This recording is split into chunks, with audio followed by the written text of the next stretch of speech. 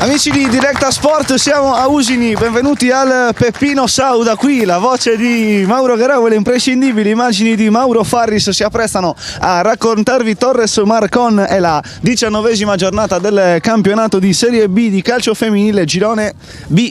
E Oristano hanno una partita in meno in quanto hanno già riposato, essendo... Attenzione qua all'errore del portiere Pinel, poi c'è Grassino in netta ed evidente posizione di fuorigioco, si alza correttamente la bandierina dell'assistente Leone. Marcon che ha rischiato tantissimo, fascia centrale, si appoggia per Cocco, ha spazio per prendere la mira, conclusione non potentissima.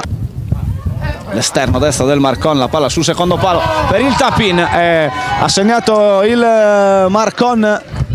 Siamo al 18° minuto del primo tempo. Buona manovra qui della formazione nero-arancio, palla che è andata dal centro sul lato destro, cross basso sul secondo palo. No, riesce a recuperare questa palla, lato corto dell'area, la palla all'esterno per Farris, la porta è vuota, ha pareggiato la Torres, ha segnato Elisa Farris. Siamo al 32° minuto del primo tempo.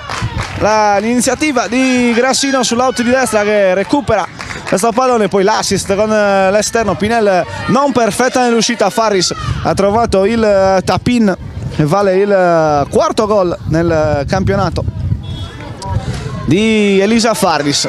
Buon primo tempo, qua Ladu sguscia all'interno dei 16 metri, la palla a rimorchio, taglio di Grassino, arriva al destro di Sanna, ha segnato la Torres, ha segnato già da Sanna, 1-2. Fulmineo nella formazione di Mister Arca, 36° minuto del primo tempo, con il collo esterno del destro ha colpito già da Sanna e Torres che ha ribaltato nell'arco di 4 minuti.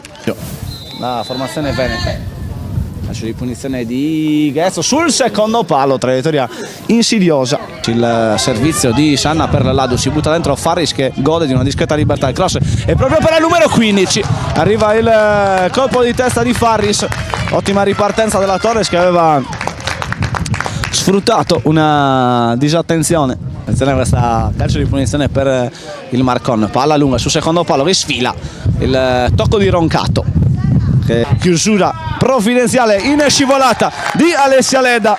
E l'ultima giocata di questo Torres Marcon che si chiude in questo momento con il triplice fischio del signor Peletti di Crema. La Torres torna alla vittoria dopo 2 sconfitte consecutive, lo fa sul sintetico del Peppino Sau di Usini, battendo e interrompendo la striscia positiva del Marcon.